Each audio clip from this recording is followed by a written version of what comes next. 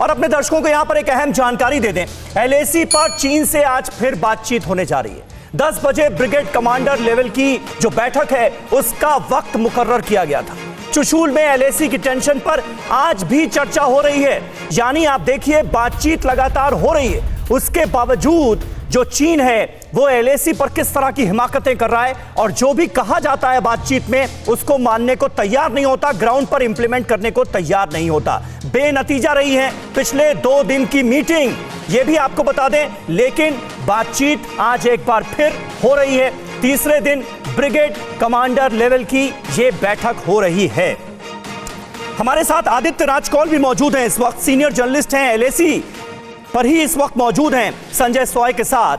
आदित्य, मुझे ये बताइए कि अब आसान अल्फाजों में तो देखिए सीधे सीधे ये बात समझ में आती है कि पैंगोंग सो इलाके में, नॉर्थ इलाके में जिस तरह से फिंगर एरिया पर कब्जा जमा कर बैठ गए थे चीनी सैनिक, वही काम अब हमने दक्षिणी इलाके में कर दिया है।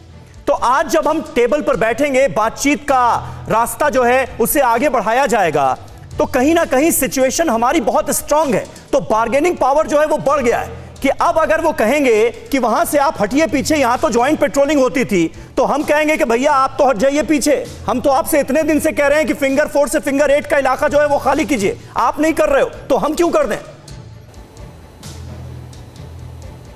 बिल्कुल सही कहा आपने, जो बार्गेनिंग पावर है वो ज़्यादा होगी, पलटा भारत का बारी होगा। और तभी आपने देखा कि 3 से 4 मीटिंगें हो चुकी हैं।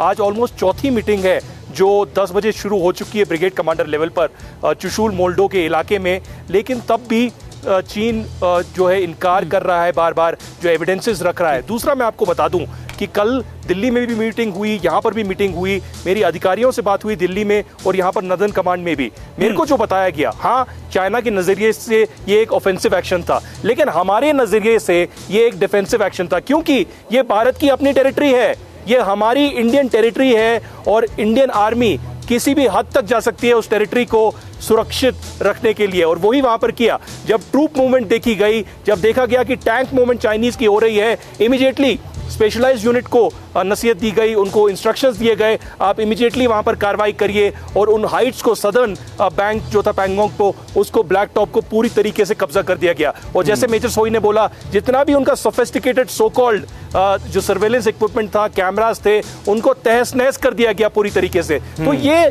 जो कोर्स करेक्शन हुई है, ये बार बार बताने की जरूरत है, क्योंकि मीडिया का जो क्रिटिसिज्म होता है ना भारत में भी, कि मीडिया का बोला जाता है कि नहीं ब्लाइंडली आर्मी को सपोर्ट करती है या सरकार को सपोर्ट करती है, ये बोलना बहुत इंपॉर्टेंट है। पहले हमारी गलती जरूर थी, पहले हमने ठीक से आंका नहीं था कि चाइना का इंटेंशन क्या था। पहले हमने देखा नहीं कि चीन जो है इसके 2 रंग हैं।